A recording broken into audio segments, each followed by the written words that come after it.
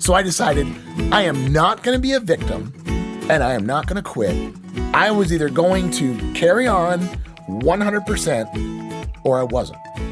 In my experience, every single person, myself included, gets to a place where we think we're at our limit and we're wrong. Well, hello, everybody, and welcome to the Heroes Like You podcast, where we explore the lives of people just like you and I who have had to overcome adversity in their lives and have gone on to accomplish great things. My name is Joe Belliston, and today's hero is Mark Petersen. You just heard a couple of clips from Mark. Mark is someone that I admire greatly. And recently, I've had the real privilege of working with Mark and having him train me in preparation for some Spartan events. But in any case, the first thing you'll notice about Mark when you meet him is his smile. He's very warm and welcoming and genuine, and he's always smiling. However, Mark has had to go through some incredible adversity in his life. And in this interview, Mark shares some specific experiences that he's had, some life-threatening, and how he's been able to overcome them. However, it doesn't even scratch the surface of some of the things that Mark's had to face in his life.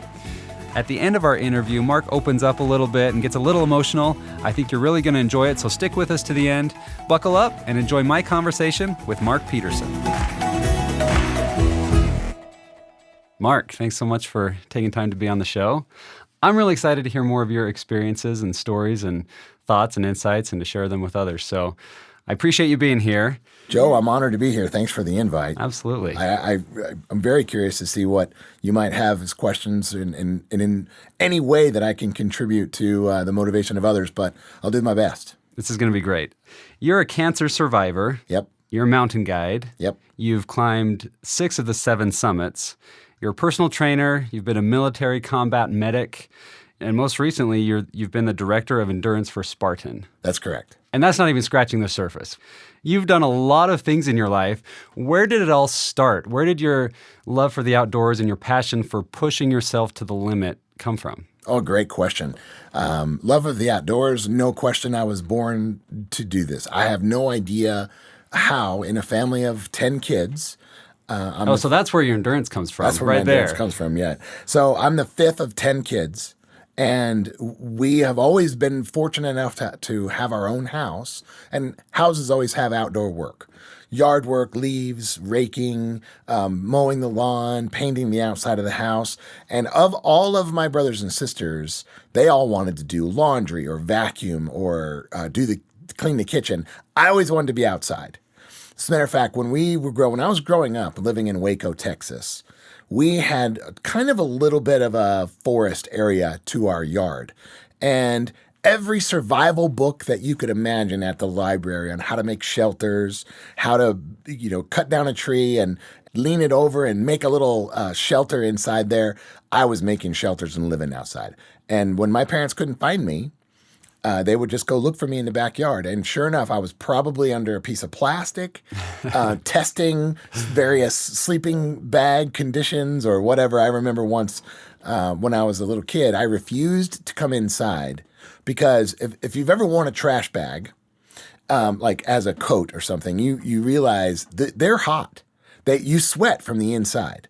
So not knowing any better, I thought that this was the insulative material of all time, and all an outdoorsman would need to do is cover himself in plastic, and he'd be warm in any condition. So if there's snow on the ground, I had made a little snow hut, and I'm probably 8 years old.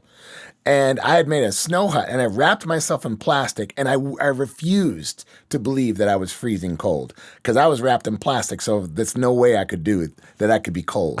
And by the time I finally came in, I had disproven the theory that plastic is a great insulator because it's not. Maybe in the sun, huh? Yeah, but I've always been interested in the outdoors. I've always been an active hunter. An active outdoorsman, hiker. I don't know where it all started, but I know it hasn't ended yet. Well, you've recently been on primetime on ESPN. Yep, with some ESPN2. ESPN2 with some of these agoge events. And I'm sure you've learned a lot from your time in the plastic to these events. Talk about what an agoge event is and what that's like, because that's an intense experience, I'm sure. Right. So the agoge actually, while the Spartan race currently uses it as a platform for learning. It gets its roots from ancient Greece. In ancient Greece, Sparta, the city of Sparta, had its own breed of warriors, obviously the Spartan warriors. And if you're familiar at all with Greek history, you'll know that there was a battle where 300 Spartans held off an entire Persian army. And they were able to do that because the Spartan warriors were the best of the best at that time. The world did not know a better warrior race.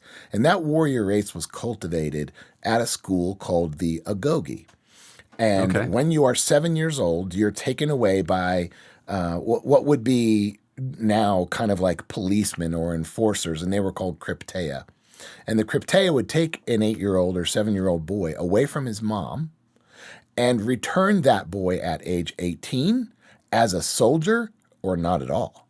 So if that boy didn't make it through the Agoge, they just didn't make it through the Agoge. And the Agoge was tough. You learned how to track, how to trap, how to fight, how to take care of yourself.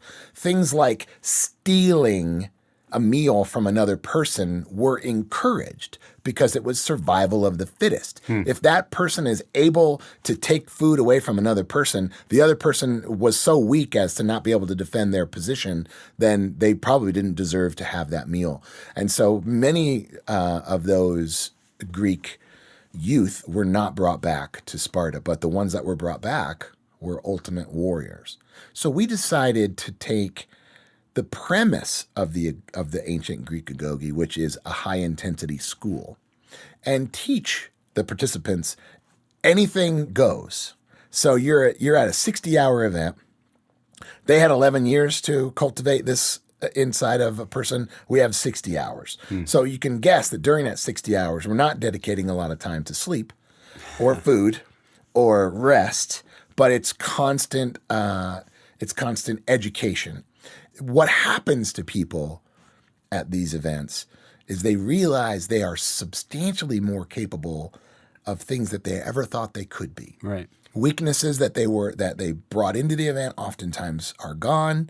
Opportunities that they never had been exposed to before, now they're being exposed to. And not only did they face those fears head on, but they came through out on the other side as completely different people. Right. So exactly like ancient Greece, the Spartan children that were taken were brought back completely different and metamorphosized individual. Exactly what happens in that 60 hours. The first agoge was done in Vermont.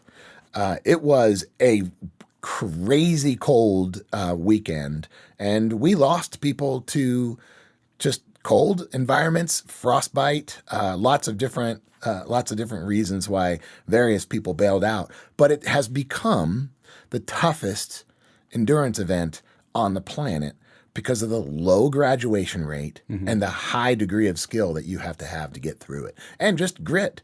Sometimes it doesn't even make sense why we're doing what we're doing. You just have to grit through it. And it's tough. Yeah. I'm no longer with Spartan Race. I'm no longer the endurance director.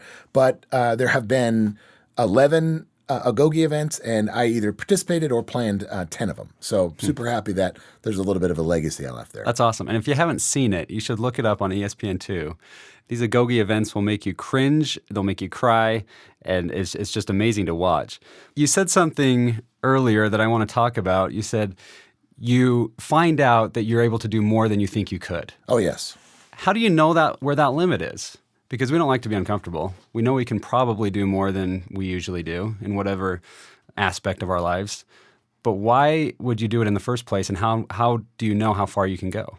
That's an interesting question, Joe, because the biggest problem that we see with people that either attempt one of these events or desire to in the future is they think they have this preconceived notion of how good they are. And at times, they're right.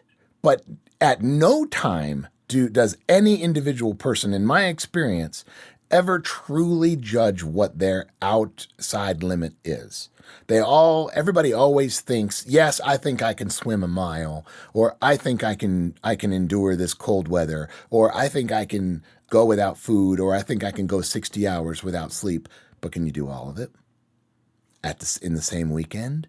and carry a weight and have to help and stop and do other things for the limits of the human body are something that most people will never push themselves to the absolute limit. Right. And then go beyond that. Right. So what, in my experience, every single person, myself included, gets to a place where we think we're at our limit and we're wrong. Okay, let's talk about that. You have been through more than probably most people as far as what you've had to endure, and yet you still have a smile on your face. So I want to talk about specific events that have happened in your life and how you got through that physically, but I think what's even harder is mentally. Okay. So talk about the experience that you had on, I think it was your first agoge, it may Right. not have been, and you had a broken foot. Yeah. And decided to keep going. Right. So this was the second agoge event, and this was in Vermont in June of 2016. And what occurred was I showed up like any of the other participants, ready to go through whatever was being presented to me.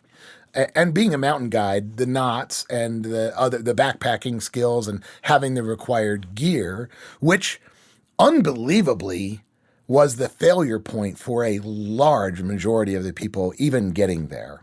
So some people didn't even get through. They flew all the way to Vermont, paid for tickets, paid, I don't know, at that time, I think it was $600 for the event. They paid for the event plus their flights and their travel and their gear, and they showed up with the wrong stuff.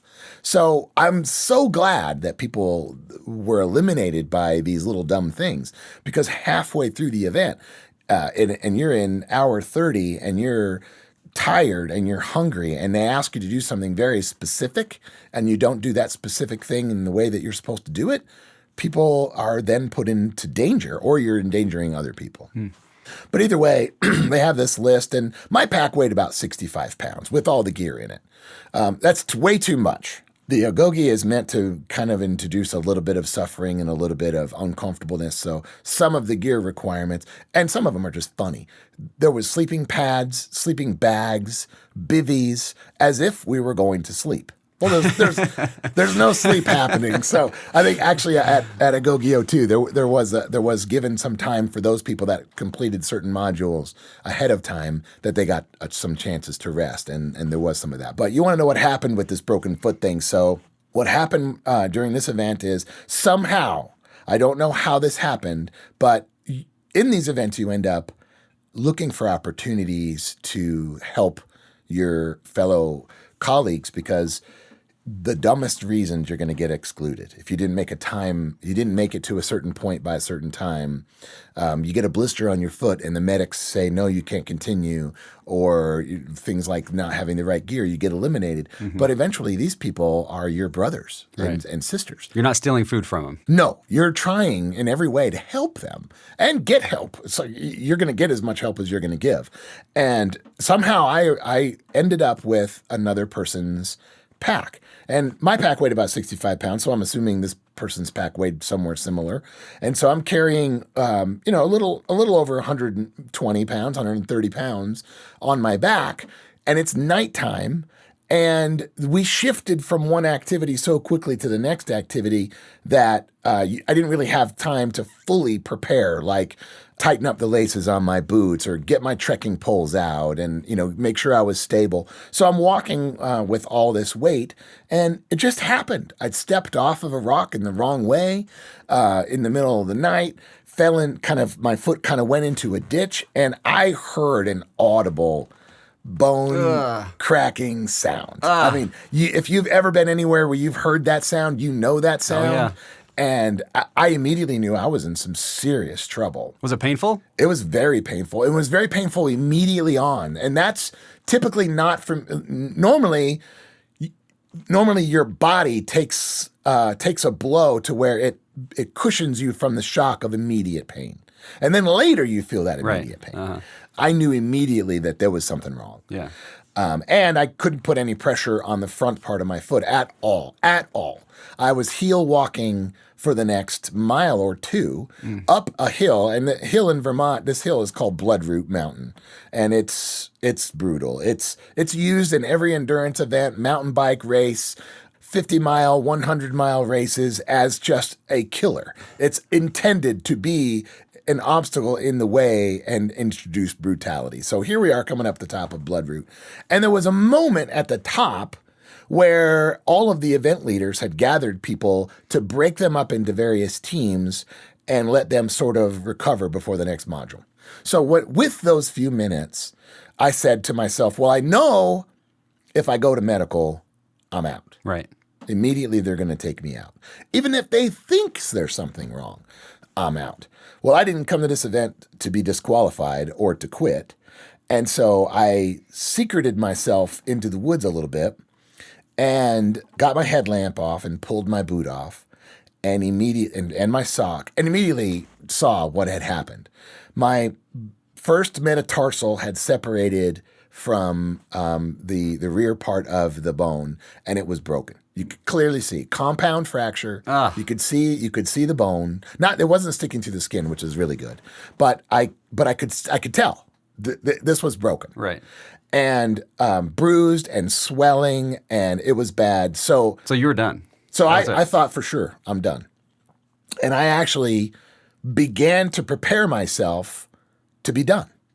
But somewhere in the middle of that, so I'm a member of a team here in Utah. It's the largest obstacle course racing team in Utah. It's called Warrior State of Mind. And we call it Warrior State of Mind because everybody is a warrior in some battle. We all have a battle, whether it's financial or maybe there's a marital struggle or some other kind of family problem, or you hate your job and you battle every day to go there, or you're having issues with neighbors or the law or some other moral struggle. And if you have the state of mind that a warrior has when they go into battle, I feel like you can win any battle. And a warrior mindset is, they put the target between the sights of their weapon and then they pull the trigger. Mm-hmm. So they have to prepare for that. They have to brace themselves for that. They have to fight. So sometimes just battles have to be fought. And if you have the state of mind to fight a battle, you're then your own savior or hero as opposed to being a victim. Right. So I decided I was not going to be a victim. And I felt in my pocket the list of Warrior State of Mind members who had basically paid for me to go to this event. We did some fundraisers and some GoFundMe events. And so these people had supported me to be there. And I carried their names because I wanted to dedicate the event to them. Sure. So I felt their names. I pulled their names out on this list. And I'm thinking, I can't go home and say, you went without making a car payment to send me here, and now I'm just going to quit. Right. Or, I had this pain in my foot. I can't keep going. And so I just thought, well, and maybe it was irresponsible. Looking back on it, other people that were around me are like, yeah, but you probably put other people in danger because during the next, what if you couldn't keep going? They would have had to evac you out. Somebody would have had to take care of it. So I decided I am not going to be a victim. And I am not going to quit, and I'm not going to be a liability to somebody else's success. So I was either going to carry on 100% or I wasn't. So you were going to finish or going to go home right then? Right. So I got my duct tape out. I duct taped my metatarsal back in place. I put my shoe on, and I pulled the laces as tight as I could because I knew that swelling was going to be crazy, especially as soon as I started walking. I made a mental commitment right then that I was going to make it through the event. Now, this was hour 20. Ooh, so you're not even halfway through. So we're not halfway through yet. So this was hour 20, and they were just getting started. And I literally decided that to best get rid of my own pain, everybody's in pain. Everybody's battling something. Let me help them battle what they're battling. So I started looking to the needs of the team. I noticed one of the guys' headlamp seemed to be almost out. So I said, hey, look, because you're in the middle of things. You can see your own food, but you can't see 20 feet out. But you're not focused on that right now, so maybe you didn't even know his headlamp was dim. So I said, hey, let's get you some new batteries for this. And then I started asking the team, when's the last time you ate something? When's the last time you drank something? Let's take care of that. Hey, do you got any blisters? Hey, your foam pad on the back of your pack here is hanging weird. Let's restructure this. And just over that next few minutes, I realized by focusing on everybody else that I didn't feel the pain. Huge. Wow. That's such a good lesson right there. Yeah. That's an amazing lesson. Yeah. So I decided the rest of the event was going to be about everybody else. I was not going to focus on me. And I was coaching people, helping people, getting through it, carrying other people's weight if they were struggling, just whatever I could do. Mm-hmm. And I made it through the next 40 hours. I was not a victim.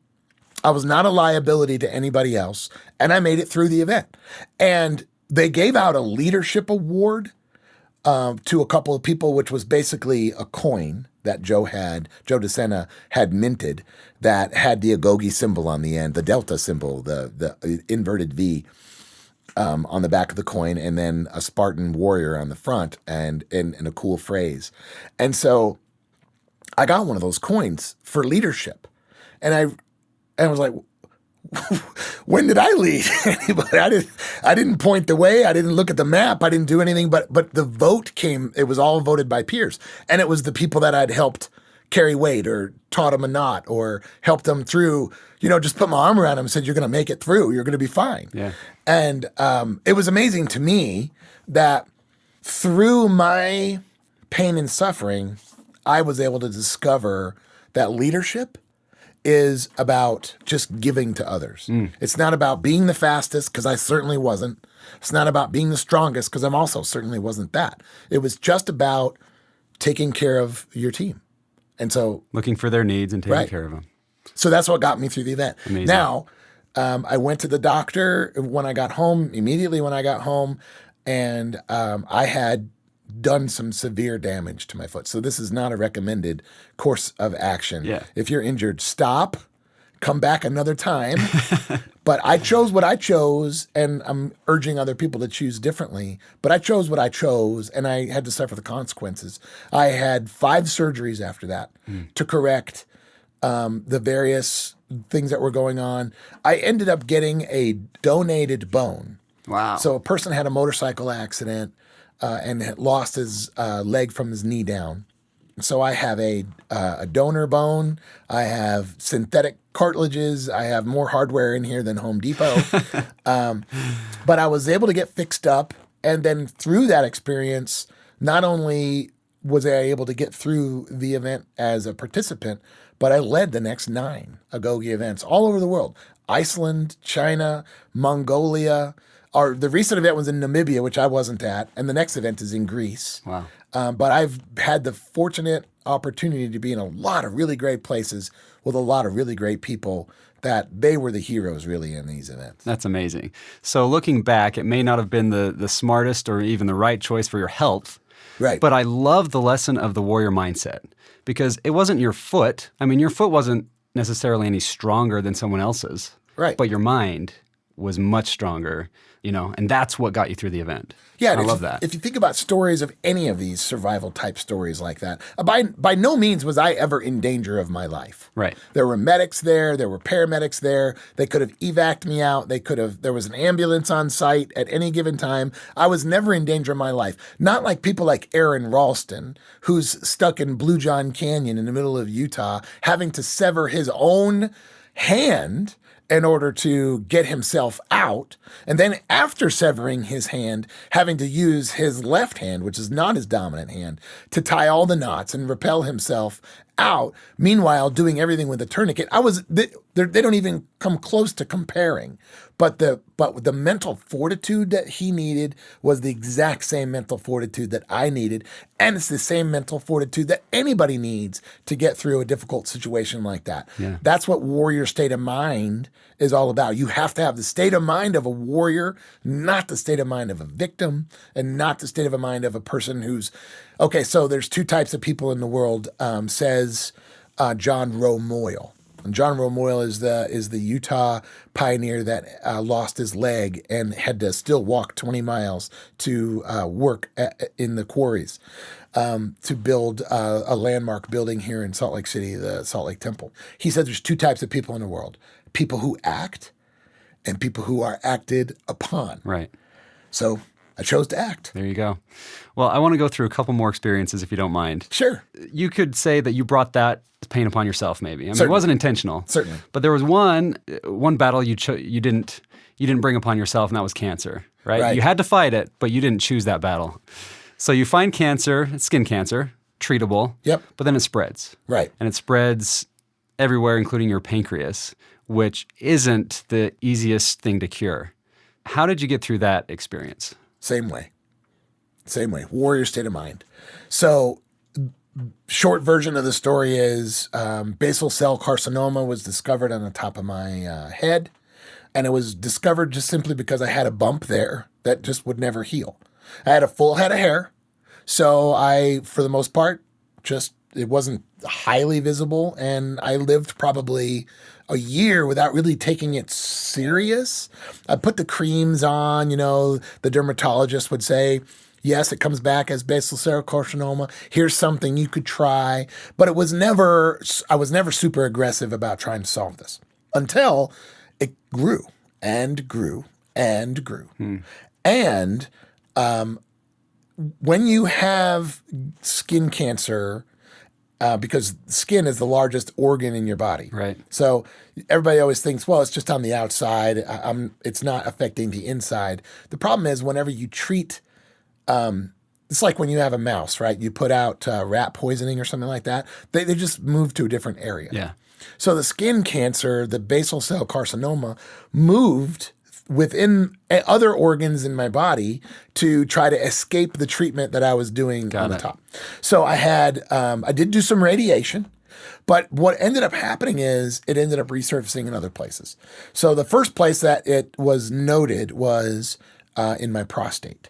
That November, I had just a couple of days before Thanksgiving, I had my prostate largely removed. It was a procedure that they just cut out parts of the prostate that were affected and not all of it. But in the follow-up procedures, just checking to see if they've gotten all the cancer, they realized that it was also in the pancreas. So typically speaking, pancreatic cancer is a death sentence. It's not, are you going to die from this? It's when you're going to die from this, because your pancreas is so vital in so many functions, one of those being the regulation of pretty much every hormone you have in your body. And so I started to do they wanted to do very aggressive treatments on this. So I started to do chemo.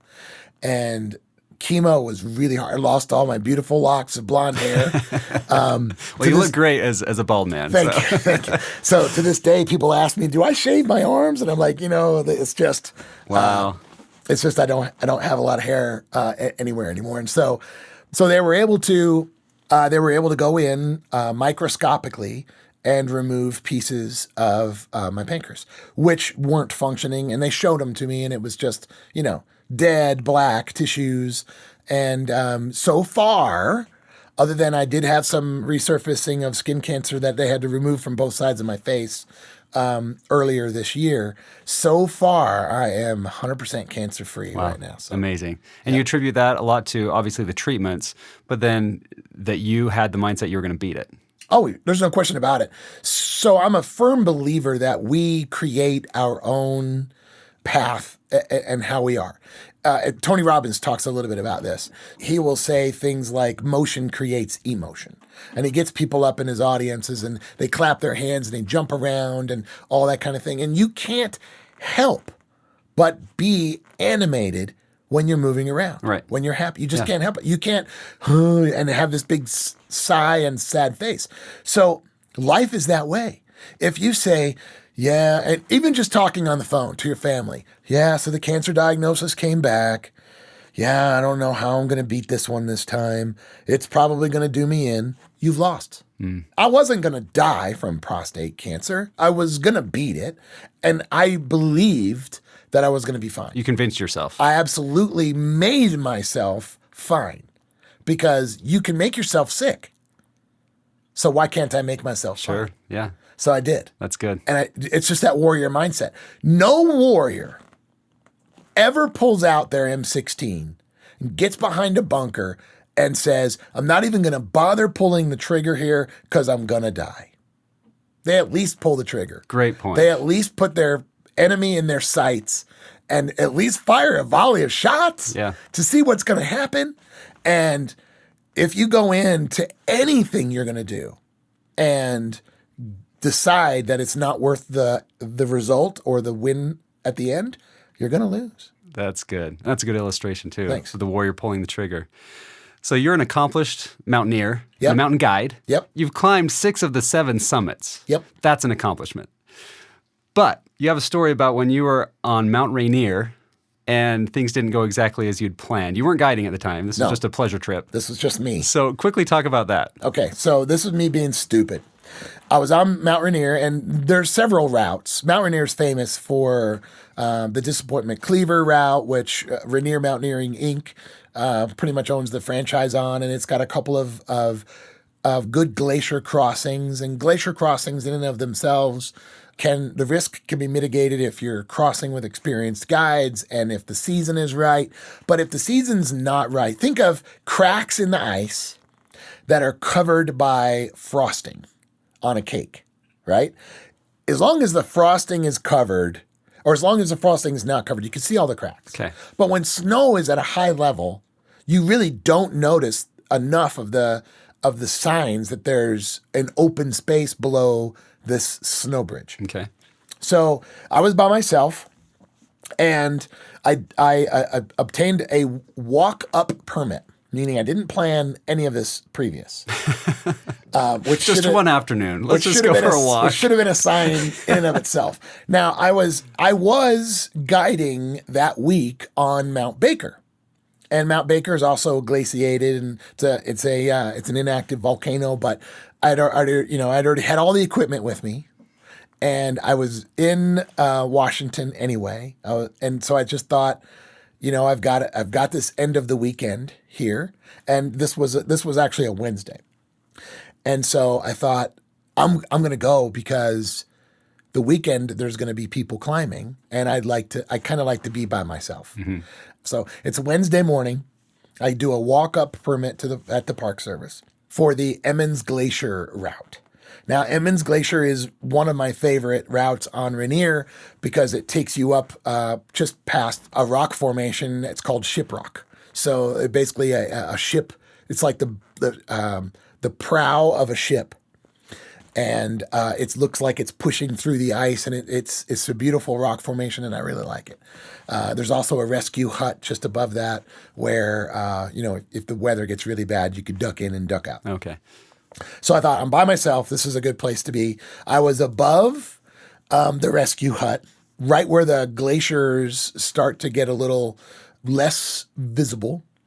And I'm making my way across. This is about 1:00 on Wednesday afternoon. So I'd made it from the ranger hut all the way up past the prow of the rock formation.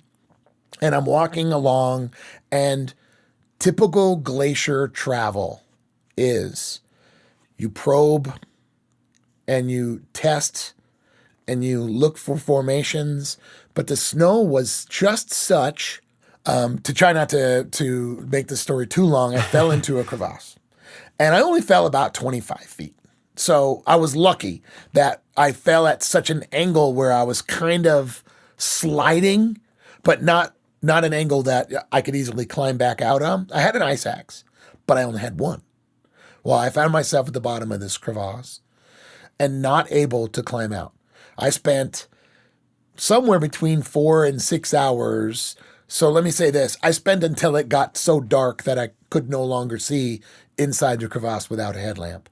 And I thought climbing with the headlamp would have been futile because if I couldn't do it in daylight, I wouldn't be able to do it with a headlamp. And I was also whooped at this point in time. And I could never make it up more than 15 feet. And I still had another 10 feet or so to go. And I could just never get beyond that point.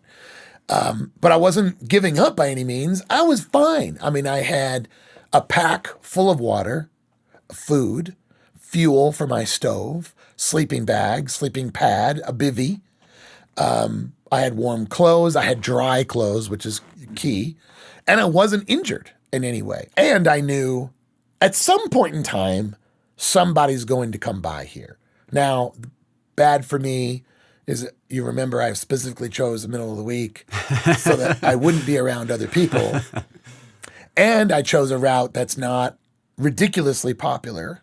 There are more popular routes. Like I told you, Disappointment Cleaver is a much more popular route.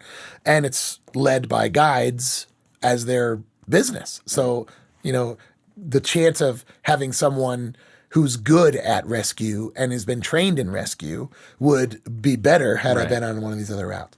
And so I did everything I could. Every day I took a piece of yellow fabric from my bivvy and tied it to my probing pole that I was using, and which was just high enough to get me to what I thought was to the top. But, just like a false summit, when you're in a hole, you can't see beyond the lip of the hole. Well, my probe pole, tied to my ice axe, tied to everything, I was going as high as I could, was never even out of the crevasse at any time. To me, it was. Down below, I thought it was, but it was never above. But nobody from a distance could see it. Nobody from the horizon, like looking at a horizon, which is what I thought was going to happen. Here's a bright yellow thing being bounced above a hole in the ice. Surely anyone scanning the horizon is going to see this. Yeah. And I wore my arms out, raising it up until my right arm couldn't do it anymore. It wasn't even working. Then my left arm couldn't do it anymore. And I'm just doing this during all the daylight hours. And I thought my next plan was going to be to tie my light to it, my headlamp to the top, and try to bounce that so that at night I would have a little bit of exposure too. So I was in the crevasse for 5 days. How much food did you have? So I had enough. Plan for? I had plenty. I mean, I'm also kind of a fat guy, so I've got plenty of food storage. And I rationed it a little because I didn't know how long I was going to be in there. Yeah. I basically just tried, and I did everything I could to conserve all of my energy. So calories are a measure of energy. So I sat inside my sleeping bag to conserve all my heat because I thought if I do have to make another rescue attempt, a self-rescue attempt, that I was going to need all the energy that I could have. So I just, I heated water. I made teas out of the ingredients that I had, and I just kind of kept. So I hunkered down. I thought I'm going to be rescued tomorrow, and then tomorrow's tomorrow, right? And then the next day. Yeah. Well, I was there for 5 days. Oh my word! So we had Wednesday, Thursday, Friday, Saturday, Sunday. It's Sunday afternoon, about 4:00, and there's a guy coming down from his summit attempt. So he missed you on the way up. He missed me on the way up. Huh. And so this guy I don't know how he saw it still to this day, because it was down in sort of a little bit of a bowl. And my yellow fabric was just barely visible to him. And he admits that he thought that maybe someone had left a tent and he was going to, because people leave gear all the time or drop gear. And so he gets to the edge of the bowl and then sees it moving. And I was beyond screaming at this point. I did that for the first day or two. Hey, help! After a while, you just don't. And this was before like the satellite transceivers and all. Because I don't go anywhere now without my Garmin InReach Mini or a Spot. Needless to say, he had rope, and we were able to get me out. The rescue was done exactly according to how every rescue should be, and I was able to get out, and it was a really great learning experience for me and I then went to an avalanche school. I went to every class I could take about how the layering of snow is and how crevasses work, and it made me a much better guide. Well, I think that's a good point too. You were prepared. Well, first of all, you didn't panic, and again, you weren't the victim. But what you did afterwards to prepare yourself for further for any further emergency situation you might be in, that helps your confidence and your mindset as well, right? It helps you not panic. Certainly. But I decided at that point in time that I was not going to be, I was never going to be rescued again. I was never going to be the guy that had to be rescued. And it changed everything about the way I approached my own guiding later. I think I'm a much better guide today than I was back then, because I was a little cocky. I was a little like, that stuff only happens to other people kind of a thing. But I am ridiculously wary now about any circumstance that could put any of my clients or myself in danger. And I'm not going to say I'm over prepared, but I am so much more prepared now. And I feel like anybody who has a weird story like mine, I would rather be guided by somebody who's had those kinds of mistakes than somebody who's, because it's not, in guiding, we always say it's not when an accident's going to happen or if an accident's going to happen, it's when. Yeah. And so I've already had one of my wins. And so now what? So now what's the next level? Where can I take it? And I realized sitting down there for those 5 days, there's skills I don't have. I'm not a really good vertical climber. I'm not. So I've worked to improve on some of those skills as well. Yeah. Very cool. I'm pretty passionate about the suicide situation in our country. Yeah. And I just want to know why it's becoming such a big problem. It's increased year after year for the last 20 years. Why is that happening? We lost someone to suicide at one of our local universities here just a couple weeks ago. And the report said it was because of bullying. She was bullied beyond what she thought she could handle, and she ended up taking her life. Now, you had an experience in boot camp when you were bullied. And you were a young kid at that time.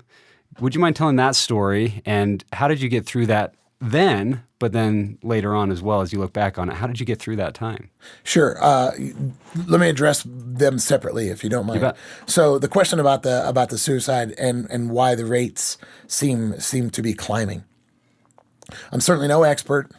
I've never been to school on this topic, but I know the mindset of people who are talking about suicide. I've been on the suicide hotline. Both Carrie and I have worked the suicide hotline for various times as part of kind of our police training with the local Sandy volunteers.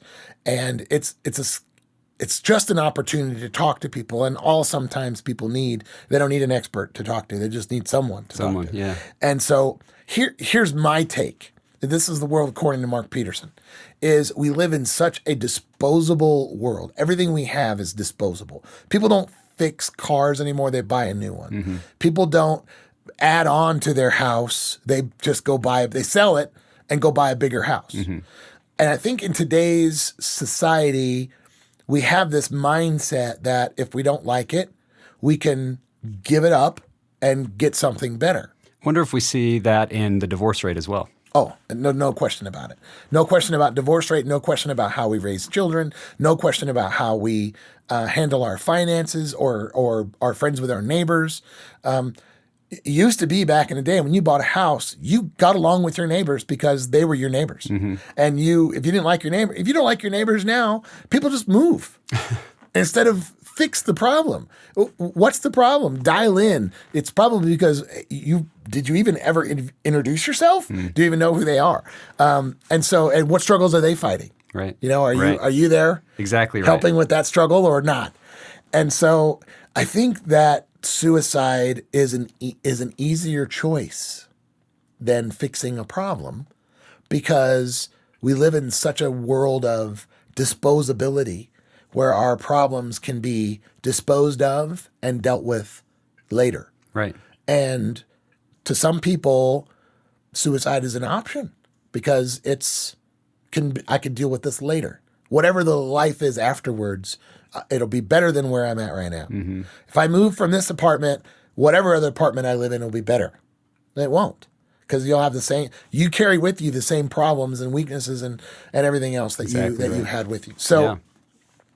So the bullying situation is I don't know what your university students' issue was and what the bullying is, but it's, again, there's people who act and people who are acted upon. I'm a firm believer if you're being bullied, you're letting people act upon you instead of acting. And so in the case of my bullying, my situation came mostly because of religious persecution, we'll call it. I was in boot camp in El Paso, Texas in the late 80s. This was 1987. And things were a little different in 1987 as it relates to just how we saw the world. There wasn't social media. There wasn't internet. There wasn't Instagram or Twitter. And nobody knew my profile or knew who I was. They only knew who other people said I was. And the drill sergeants in this case, when it was identified early on what my religion was, it was decided that the drill sergeants would handle the problem, whatever they perceived the problem to be, in the way that things were handled in 1987, which was the easiest way to do that in the military is a thing called a blanket party. So I made it through basic trainings 2 months. I made it through 7 of those weeks, just the basics bullying stuff from the drill sergeant, every extra guard duty you could ever imagine, every KP duty, every, go back and get this thing. And I'd have to, we'd already run the 7 miles to the chow hall. Now I'm running 6 miles back or 6 of those miles back to get something that got left behind and then come back only to realize everybody had already eaten. So I missed dinner or breakfast or whatever it was. It's whatever those things were. Trust me, missing a meal right now is not anything that would ever hurt me. I could stand to miss a few meals. But at that time, it was so close to graduation and I was doing well, the drill sergeants didn't want me to graduate. So they concocted this plan with several other soldiers to put me out. And to do it in a anonymous way, it was wait for me to fall asleep, pull the blanket over my face, and beat me so I wouldn't be able to make it to the PT test, which was the next day. And that I wouldn't be able to make it to graduation. Because all you have to do in basic training is have a medical person in the infirmary say you're not capable of continuing this. Let's get you healed up and we'll recycle you into the next, whatever the next unit event is. So if it's 2 weeks from now, you're sitting in the infirmary for 2 weeks until you're ready to go.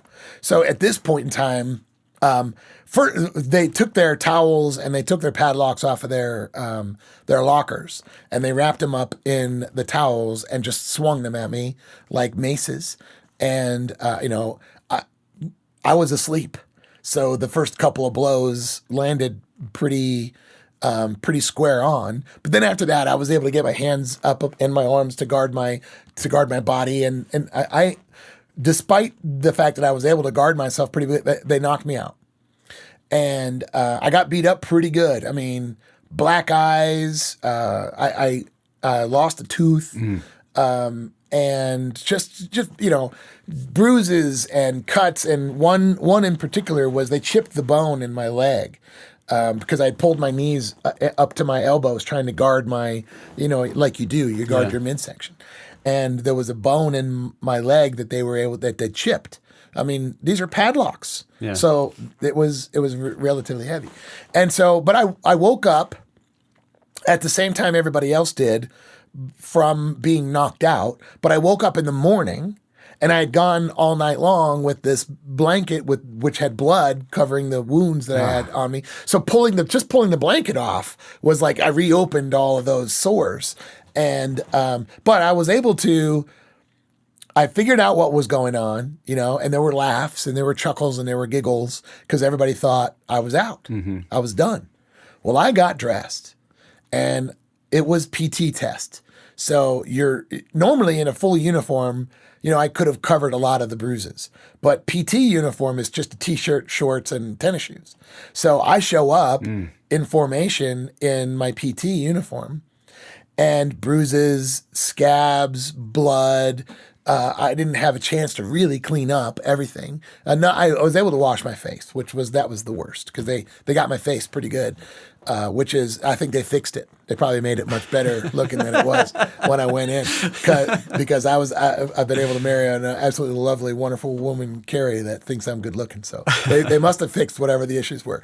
And but so I showed up, and drill sergeant walks up to me, and he says, "Hey, you going to be able to do PT today?" And I'm like, "Yes, sir." He goes, "What happened?" "Oh, I just tripped, fell in the shower." And of course he knew what happened. Yeah. So he was looking at me like, "You're going down today. There's no way you're going to make it through PT." So, I pulled out all the stops. Now, this was where the warrior state of mind probably really came in, because the guy holding the stopwatch for the 2-mile run was the same drill sergeant. Now, the good news is that they never used just the stopwatch from one drill sergeant. They used a stopwatch from 2. So I knew all I had to do was come into a reasonable amount of time and watch who was coming in around me to see his time was 13:11. I must be somewhere close to that time. And I needed to be right around 13 minutes in order to ace the PT test on the run. And I knew the push-ups and sit-ups and everything was going to be fine. But like I said, the run was the biggest concern for me because of my leg. Your leg, yeah. And it hurt. And I had the mindset that no matter what happens, no matter if I graduate or not graduate, I am not going to not graduate because of my run time. And sometimes people run faster than they think they can, like in training or in an emergency, a lion's chasing you or whatever. I ran so much beyond my comfort zone. And I think when people run for time, they're like, I got push-ups after this, sit-ups after that. All I need to do is pass. I ran my heart out. I ran because usually when your heart and lungs and you're breathing, you kind of know yourself for self-preservation. Yep. You need to back off a little. I never backed off anything. And I aced the time. And there was no way they could not put me through because I was the third one across the line. And everybody saw that. So I knew there's no way these drill sergeants can falsify any of this because I was that close to the front of the pack that there's no way. Even if they give me just the marginal worst score, nobody there would ever be able to say that I didn't run as fast as I was supposed to. Yeah. So that was good. Push-ups, maxed that. Sit-ups, maxed that. So I aced the PT, which they were so mad about.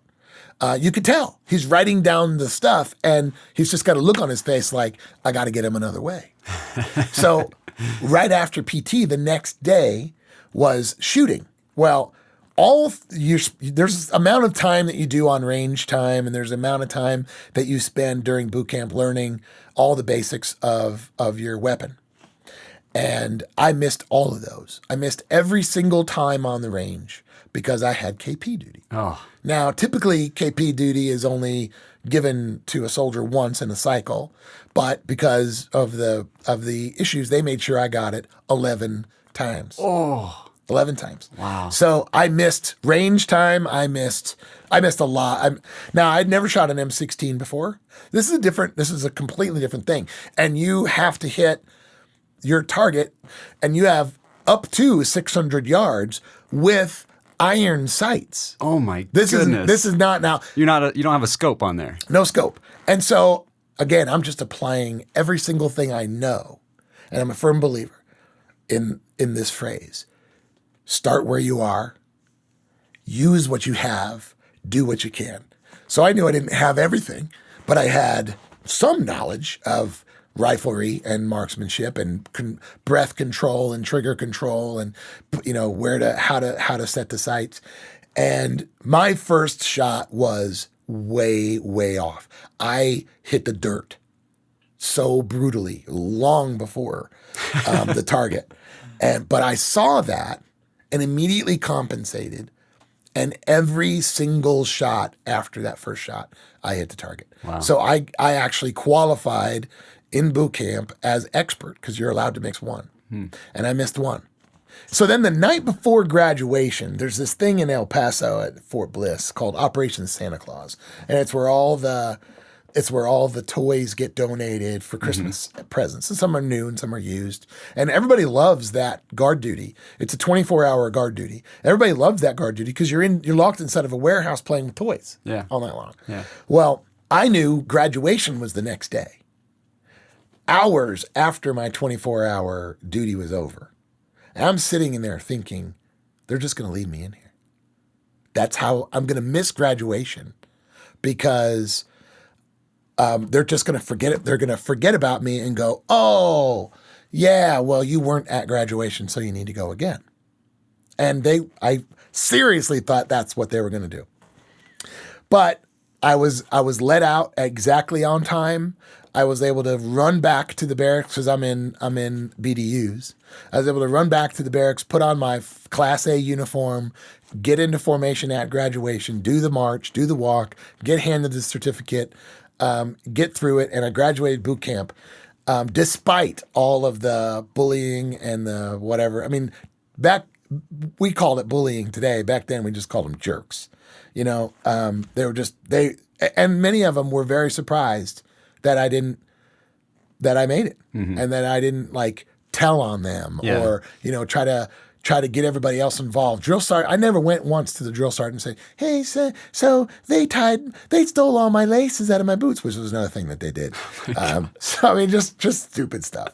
But, so it's just a lesson of sheer determination. You weren't going to let anything stop you from your goal. Right. From graduating. Right. So good. So good. Well, thanks for sharing that and your other experiences. You are one of my heroes. You've done a lot for me. I look up to you in so many ways. So I really appreciate you taking time to come on the podcast and share your experiences. I'm better for it. I know those that are listening are better for it. So thank you very, very much. Well, Joe, the honor is really all mine, and you're my hero. So right back at you. Well, thank you very, very much, Mark. That's very kind, and it really means a lot to me. Mark, before we let you go, is there something you could say to people to encourage them, inspire them, to help them keep going and overcome the challenges that they're facing in their life, whether it's financial or a relationship, or maybe they're struggling to have kids, or maybe their kids are being rebellious? Anything you'd say to them to help lift them up and just encourage them to keep going? Sure. So offline, I was telling you that in order to train people for Spartan race, which is essentially a foot race with obstacles, physical obstacles that are in the way. Could be a wall that you need to get over, a rope that you need to climb, a mud pit that's in your way, or something heavy that you need to move out of the way. And these are obstacles that are typical to most obstacle course racing formats. And I created a backyard sort of training ground at my house to help people, mostly me, train for these obstacles. And I had walls, and we have rope climbs, and you've been to my house and you have monkey bars and spear throw and just all these different things. And we would host these free workshops for folks to come and learn how to overcome these obstacles. And many would come with no abilities whatsoever physically to climb a rope. They've never climbed a rope before. Or they've never gone over a 9-foot wall or never thrown a spear. So we would train folks on the techniques that it takes. I help people identify what their weaknesses are. So sometimes people feel like, I can't do the monkey bars because of whatever. And they realize it's not their grip strength. Their grip strength really was okay. It's because they had this problem or that problem or whatever the problem is. And so after the workshops, Joe, we would take them and we would say, you know, thanks for coming. We want to talk to you a little bit about Warrior State of Mind. This is our team, and this is what Warrior State of Mind means. This is what it means to have the ability to overcome these obstacles. And I think people come to every event, wherever they are, with these obstacles that they have in their lives. Some of the obstacles are, you know, they can't make their rent, or they want to get their child to a better school, or they need to buy a better car, or they can't have a solid open communication with their spouse or neighbor or coworker. They have these obstacles that are in their way, and we relate the obstacles of a Spartan race to the obstacles that we have in life. And how do you overcome them? How do you overcome a fear of climbing a rope? How do you master the techniques of doing the monkey bar? And so we relate them to the same. They're exactly the same. And here's how you do it. You identify your weakness, and then you train on that weakness. If your weakness is grip strength, and you just can't climb the rope because you can't hold the rope, it doesn't matter how good your foot technique is. You need to strengthen your grip strength. And sometimes that's an obstacle that they didn't even know, or a weakness that they didn't even know they had until they encounter that. So how do you train for having a better marriage? You identify what the obstacle is. What's the weakness? Why are you not communicating with your wife? Well, because every time I say something, she picks on me. Okay, what do you mean by that? Why are you not able to pay your bills? Do you not have enough income? And then when you dial it down, you go, well, maybe let me see your budget. And they give you a look like, what budget? Well, there's the problem. Mm-hmm. You're not budgeting. So you go into the movies, you're going out to dinner, you're paying for car washes when you could do it in your driveway, and you save all that money up. Now you can make the rent. Now your stress is less. Your stress is less. You're going to get better sleep. You're going to get better sleep. It means you're going to be smarter. You're going to be smarter the next day. You're probably going to get better on in your job, which is going to give you a promotion. So just solve one problem and see the ripple effect. Yeah. And so what we often discover when people are faced with a tough battle, like we talked about cancer, we talked about bullying in the military, or being stuck in a crevasse, you think that there's this one act that gets you out of it. If I could climb out, I'm out. If I could make enough money, then I don't have any future problems, or whatever the case is. If I could just change wives, right? Because we were talking about this disposable life. And so same thing with the rope climb. I'm going to teach you all these techniques, but if you go home and you practice none of them, any obstacle you face in life is attacked the same way. A, with a warrior state of mind, that I am going to not be the victim in this thing. Like, I'm not going to be evicted from my house because I can't pay the rent. What else can I do? How else can I do this better? But as soon as you identify what your real weakness is, then you can deal with it. And I think a lot of times, back to the suicide thing, is people don't realize what the real problem is. They think it's all over. I can't take it because of this. And it's a little bit like you go to the doctor and you say, hey, I broke my finger, right? And he fixes your finger. But the whole time you're there, you have cancer, and he never notices it, and they never do a blood test, and the guy dies a month later because he had cancer that was never detected. Well, I was just at the doctor a month ago and nobody said anything. Well, you were at the doctor with a specific problem and you never said, hey, let's do a checkup. Right. Sometimes our lives need a checkup, and that checkup can just be by a good friend. You know, one day, Joe, I'm going to call you out of the blue and I'm going to say, I need to just talk to you for a minute. And you're going to do that because we're friends. But sometimes people who think that they're at their end don't even know what the real problem is. So sometimes suicide becomes an option that's easier than trying to find out what their real weakness is. So my advice to everybody is just be a friend to somebody. Just be a friend, because they'll recognize when that person's kind of not right. Mm-hmm. And they'll be able to step in and just offer just a chance to talk to somebody. So the warrior state of mind is what allows other people to think outside themselves, I think, and dive into kind of just being a human being is all about. Yeah, love it. Excellent. Thank you again, Mark, for being on the show. I really, really appreciate it.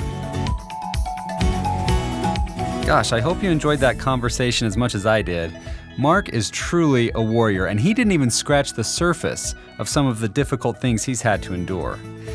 For me personally, the hardest thing to control is my mind.